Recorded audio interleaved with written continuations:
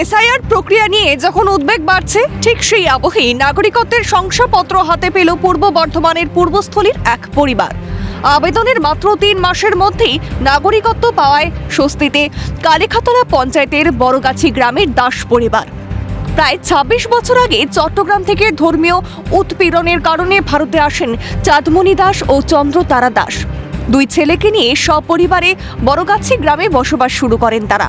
দীর্ঘ সময় ধরে ভারতে থাকলেও এবং ভোটার বা আধার কার্ড থাকার সত্ত্বেও এসআইআর শুরু হতেই তাদের মনে আশঙ্কার দানা বাঁধে।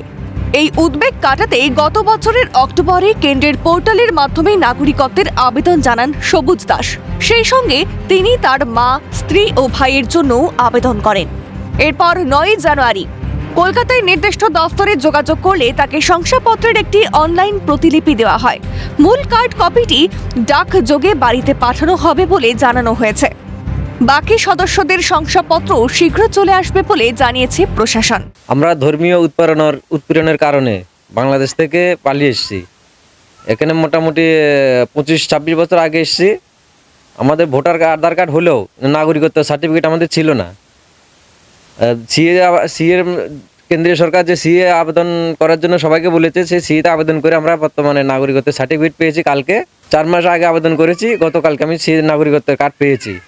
সবুজ দাসের এই সাফল্যে উৎসাহিত ওই এলাকার বাংলাদেশ থেকে আসা অন্যান্য পরিবারগুলিও। তারাও জানিয়েছেন এসআইআর এর ভীতি কাটাতে এবার তারাও সিএ পোর্টালের মাধ্যমে নাগরিকত্বের জন্য আবেদনের প্রস্তুতি নিচ্ছেন। আমাদের পাড়ায় একজন সিএতে আবেদন করে নাগরিকত্ব সার্টিফিকেট পেয়েছে, এজন্য আমরা খুশি। আমরাও বাংলাদেশ থেকে এসেছি, আমরাও সিএতে আবেদন করব।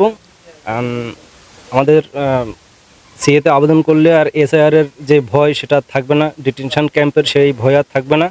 আমরা সহসায় আবেদন করব। এই ঘটনা ঘিরে এলাকায় রাজনৈতিক পারদ চড়েছে।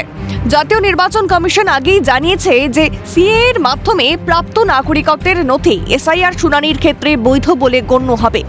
এই সূত্রেই বিজেপি তৃণমূলের বিরুদ্ধে অপপ্রচারের অভিযোগ এনেছে।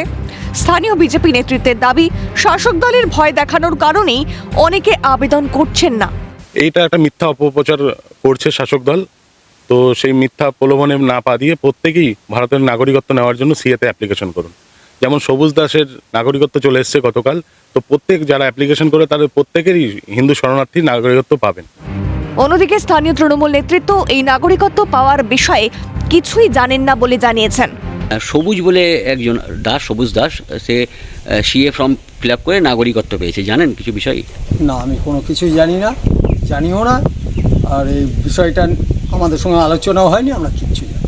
এসআইআর এর আবহে স্বস্তির খবর। নাগরিকত্ব পেল পূর্বস্থলীর দাস পরিবার।